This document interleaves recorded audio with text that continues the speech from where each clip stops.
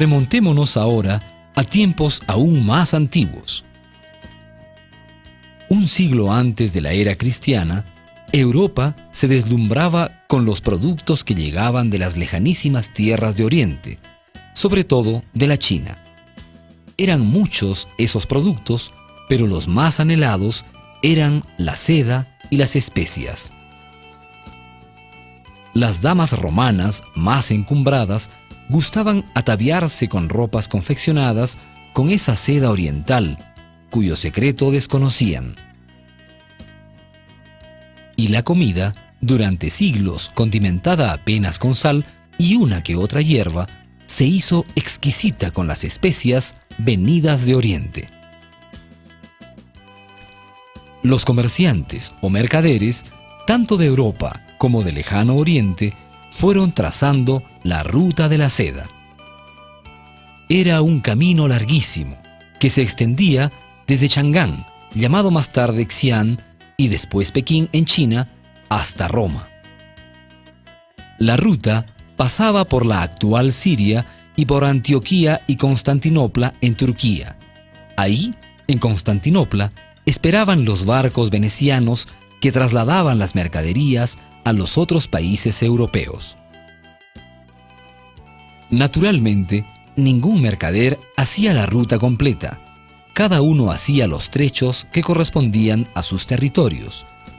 Así, las mercaderías pasaban por muchas manos hasta llegar a su destino, lo cual encarecía enormemente los productos, por lo que las sedas, las especias, las porcelanas, los finísimos objetos de jade y muchos otros productos orientales más eran solo para el consumo de las clases pudientes.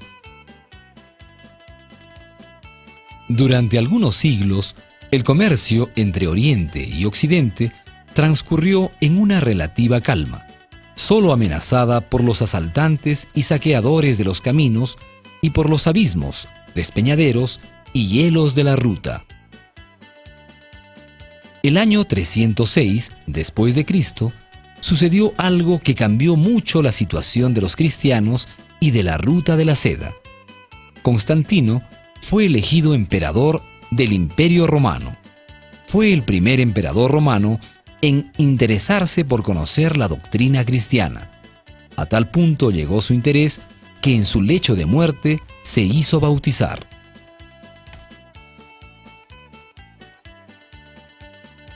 El año 313, Constantino legalizó la religión cristiana a través de un edicto imperial que dio en Milán, y 12 años más tarde, el 325, convocó el primer concilio de la historia del cristianismo en la ciudad de Nicea, en la actual Turquía. Él mismo participó activamente en las sesiones del concilio. ¿Por qué Turquía y no Roma?, nos preguntaremos. Porque Constantino trasladó la capital del Imperio de Roma a Bizancio, en Turquía, y luego la ciudad se llamó Constantinopla, que viene de Constantino y de polis, es decir, la ciudad de Constantino. Hoy es Estambul. Este mapa, del siglo XIV, es el más antiguo que se conoce de Constantinopla. En ese primer concilio de la Iglesia Católica realizado en Nicea, se redactó el credo. Se estableció la naturaleza humana y divina de Jesús y se empezó a tratar el dogma de la Santísima Trinidad. Los cristianos, a partir del Edicto de Milán, pudieron practicar su religión libremente. Salieron de las catacumbas y se acabaron las persecuciones, las torturas y los martirios. Un aire fresco de libertad llenó los pulmones de los cristianos que durante 5 siglos habían vivido escondidos, temerosos y perseguidos. La madre del emperador Constantino se llamó Flavia Julia Helena. Hoy se la conoce como Santa Helena y es santa tanto en la Iglesia Ortodoxa como en la Iglesia Romana. Influida por su hijo Constantino, en quien veía verdaderas ansias de conocer el cristianismo y practicarlo, ella misma emprendió viaje a Jerusalén, cuando tenía casi 80 años. Era una mujer intrépida y valerosa indudablemente, y Dios guió su viaje para que llegara a los santos lugares sin deterioro de su salud.